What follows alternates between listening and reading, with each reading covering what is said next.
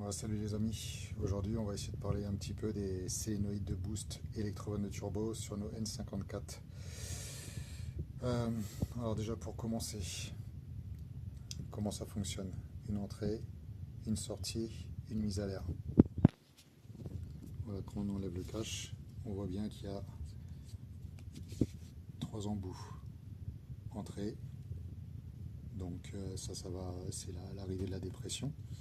Donc en général c'est vos bonbonnes. Ici ça va au turbo, au wastegate. Et ici, il y a ce cache-là.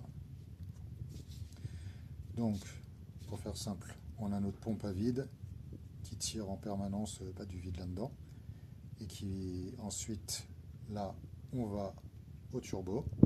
Ça actionne la wastegate. Et concrètement, le réglage du boost se fait tout simplement avec la partie électrique ici. Donc ça, c'est le DME qui pilote. Le DME reçoit une consigne de boost. Et suivant la consigne, eh ben, il envoie du courant. Et en fait, on ouvre la valve, pour faire simple, et on envoie à l'air, en fait, on envoie voilà, mise à l'air libre. Et donc ça régule la pression de suralimentation. Parfois, on a ce code défaut, le 30 FE, je crois, pression de suralimentation trop élevée. C'est que tout simplement, on a bien le vide qui se fait, mais la régulation du turbo ne se fait pas. Donc la mise à l'air, elle ne fonctionne pas. Ça peut être lié soit à la partie électrique à l'intérieur qui est défectueuse, ou la membrane qui est coincée. On peut avoir aussi un autre problème. Je vais vous montrer ça, je vais libérer mes mains. Je vais mettre ça sur le trépied, je vais mettre le téléphone sur le trépied, je vais vous montrer, puisque concrètement j'ai une électrovanne qui est encore à peu près bonne, malgré ces années, et l'autre qui est fuyante. Donc je vous montre le pourquoi du comment. Allez, je te montre. Donc, pistolet à dépression. Alors, je te montre quelque chose. Avant d'utiliser son pistolet, on contrôle toujours qu'il soit bien fonctionnel. Donc là, tu vois, j'ai rajouté une durite. Je bouche. Ok, mon aiguille ne bouge pas. Ce qui veut dire que mon outil est bien fonctionnel. Parce que des fois, en fait, tu peux te créer une panne juste à cause d'un outil défectueux.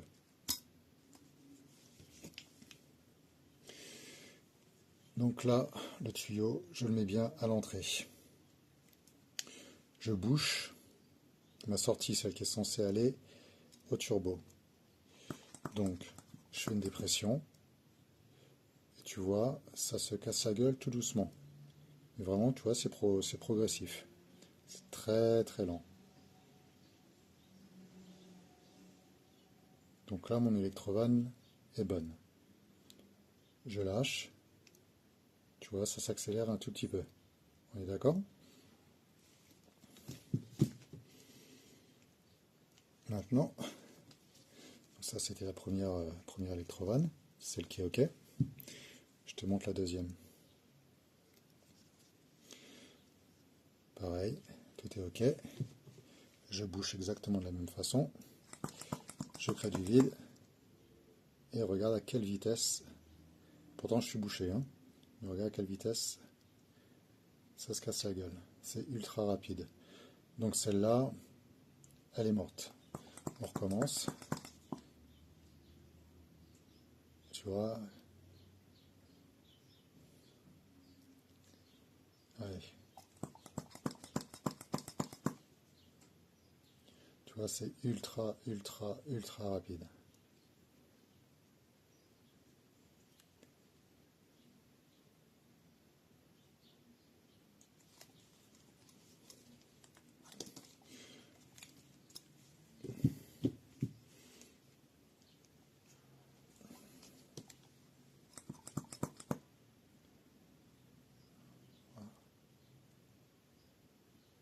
Tu vois le temps que ça prend.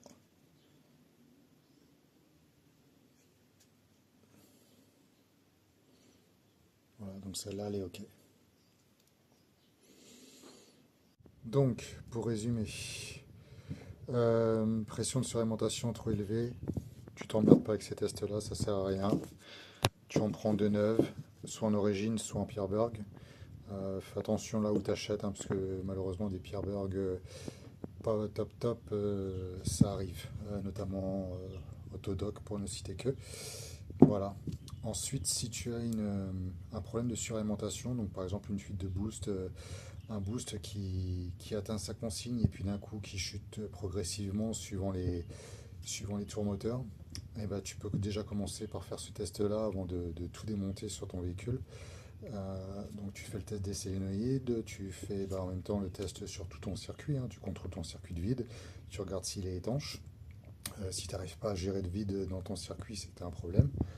Euh, si vous avez N54, N55, peu importe, ou n'importe quel véhicule équipé de solénoïdes, achetez ça, une pompe à vide, vous trouvez ça sur des sites comme Amazon ou n'importe où, Mano Mano, ça vaut quoi? Ça vaut 20 ou 30 balles. Des fois, certains sont même en coffret complet. Donc voilà, ça dépanne quand même. Essayez d'avoir toujours un petit bout de durée de dépression aussi, petite durée de silicone. C'est vraiment bien pratique.